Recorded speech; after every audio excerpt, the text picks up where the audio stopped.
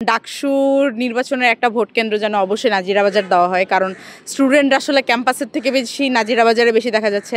আর ধানমন্ডির স্টার কাবাবে তো দেখা যাচ্ছে যে দল ধরে ধরে নিয়ে তাদেরকে নিয়ে যে খাওয়ানো, তো তারপর আবার বিভিন্ন ধরনের উপহার উপঢৌকন দেওয়া, আমরা তো এগুলোর সাথে পেরে উঠবো না।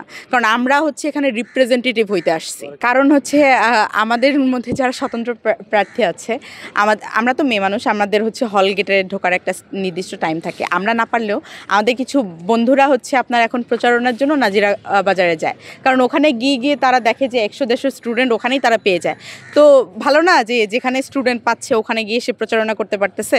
এই যে বিভিন্ন রাজনৈতিক দলগুলো তাদের টাকা পয়সা ইউজ করে বিভিন্ন স্টুডেন্টদেরকে নিয়ে ওখানে খাওয়াইতে যাচ্ছে।